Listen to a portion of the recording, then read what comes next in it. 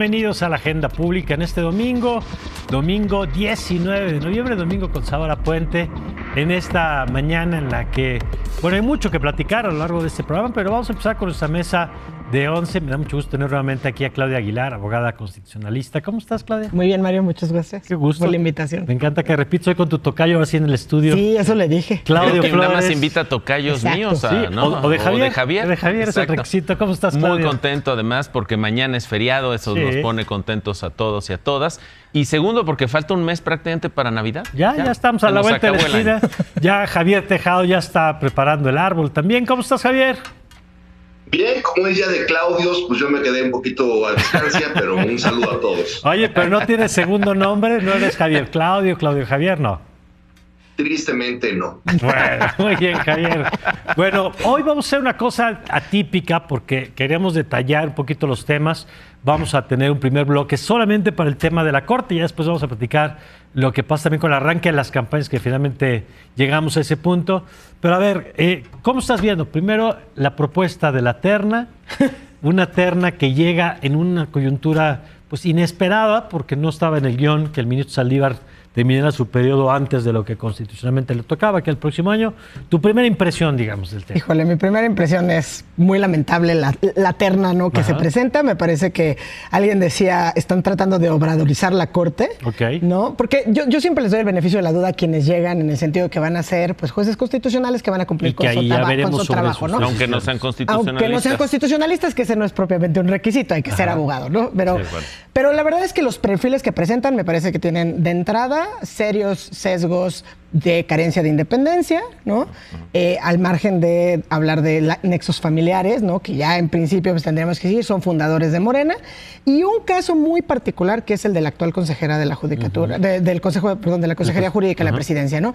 Que ahí sí me parece que hay además un impedimento constitucional y legal, porque actualmente pues tiene un cargo que es equivalente al de una Secretaría de Estado y hay una prohibición expresa, ¿no? Entonces, mis primeras impresiones son, me parece muy desafortunado, me parece que hay mucho talento, que había anunciado que iba a ser una terna de 3 mujeres, donde pudo haber repetido incluso, por ejemplo, a una Ana Laura Magaloni en la terna, sí. pero bueno, hay muchos perfiles, creo, de juristas en este país que han mostrado con su trabajo, con su convicción, que podían llegar a esa terna, y la verdad es que creo que el mensaje que manda, pues es, no me importa la Corte, lo dijo claramente, ¿no? A 2 de los 4 que he mandado, que he propuesto, me salieron conservas.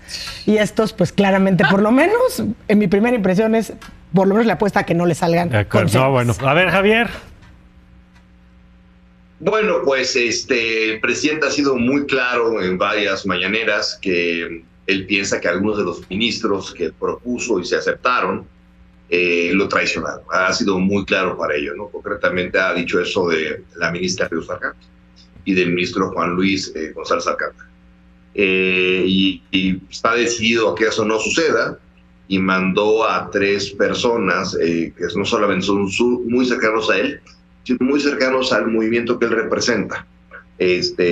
Claramente está buscando gente que sean afines a él, afines a la causa. Creo que muchos presidentes, cuando han hecho los nombramientos, lo han pensado de la misma forma, pero creo que hay un poco más obvio, porque otros presidentes te mandaban 1 muy afín y 2 no tan afines.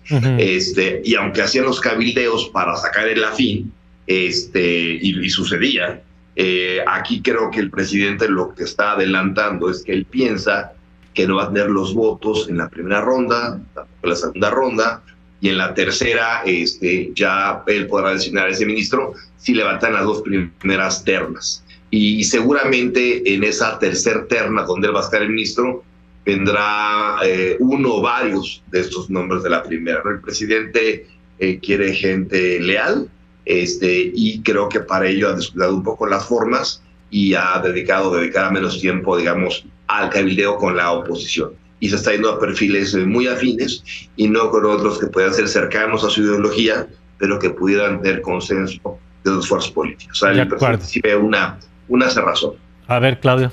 Pues coincido con el análisis de Claudia y de Javier. 3 relatos, 3 narrativas que me parece que salen de este relevo, de este proceso de relevo en la Suprema Corte de Justicia de la Nación. El primero es el relato de Saldívar en sí mismo, pues un ministro que renuncia por causas graves, como lo marca la ley. La gravedad reside en la posición del propio ministro, quien prefiere renunciar para regalarle al presidente López Obrador la elección de un quinto integrante de la Corte. 5. O sea, ¿no? 5 que habría nombrado el presidente o propuesto a lo largo de su sexenio. Exactamente. Entonces, el relato Saldívar, es un ministro que tira por la borda una extraordinaria carrera con causas que me parecen totalmente pertinentes.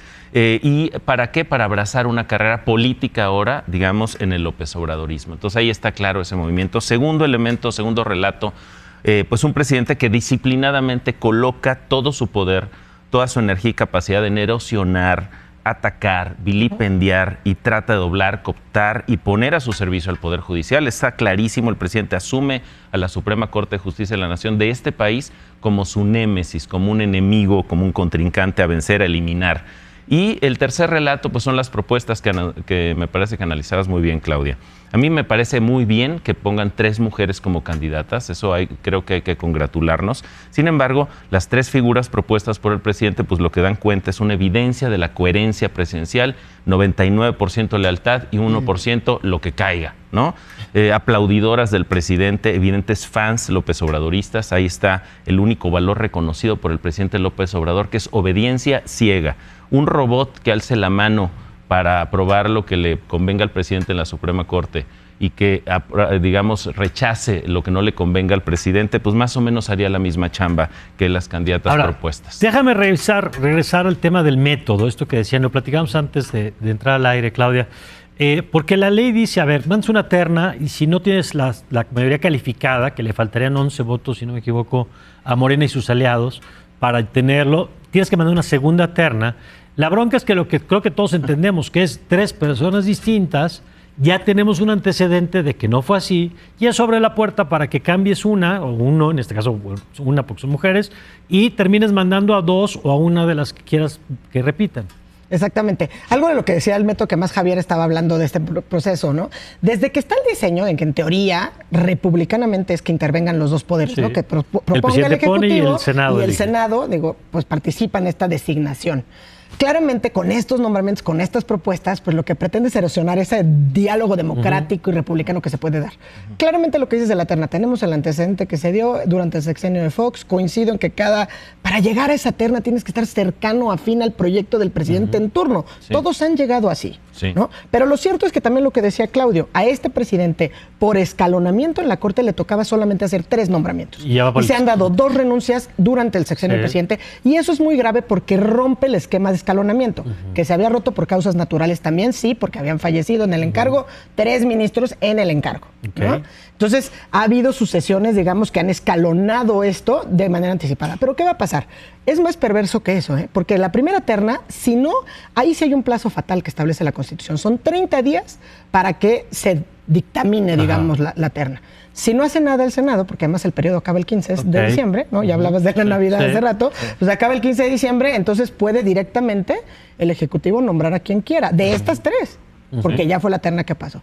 Previsible que rechacen la terna por una vez, me parece que sí, yo creo que va a haber esa oportunidad en el Senado, ese bloqueo que no se alcance en la mayoría calificada de las 2/3 partes, pero el mecanismo es así de perverso. Van a quitar una variable, tal vez la más, digamos, polémica en este caso por el impedimento constitucional sea la consejera jurídica, que quiten a ella de la terna y pongan otra incondicional, como tú dices, con el fin de ¿qué? Erosionar a las instituciones y seguir golpeando. Esto sí se vincula con qué es lo que sigue, porque en el diseño evidentemente han dicho fuerte y claro, en Morena viene una reforma al Poder Judicial Federal, y a estas alturas de la vida, la única reforma viable me parece que sería retomar una iniciativa que ya tuvo el propio Andrés Manuel López Obrador cuando llegó por primera vez a ser candidato a la presidenta, saliendo de la jefatura de gobierno, que era la creación de un tribunal constitucional. Y él se ha apoyado de 2 ministros en su salida para estas ideas. En algún momento Juventino B. Castro lo acompañó y también lo acompañó en estas estrategias Genaro David Góngora Pimentel. Entonces yo creo que hay que tener ojo hacia esas ideas de lo que puede irse generando también en el diálogo hacia las campañas con las reformas al Poder Judicial. Interesante esto que dices, Claudia. Si nos lo permite, vamos a hacer una pausa y regresamos para ver a Claudia Flores, a Javier Tejado también con este tema, y regresar también con Claudia el tema de los arranques de campañas, que aunque no lo crea, llegaron las precampañas, ahora sí son legales. Todo esto que usted vio durante estos años que usted se imaginó, ahora sí son precampañas. Lo platicamos regresando de la pausa.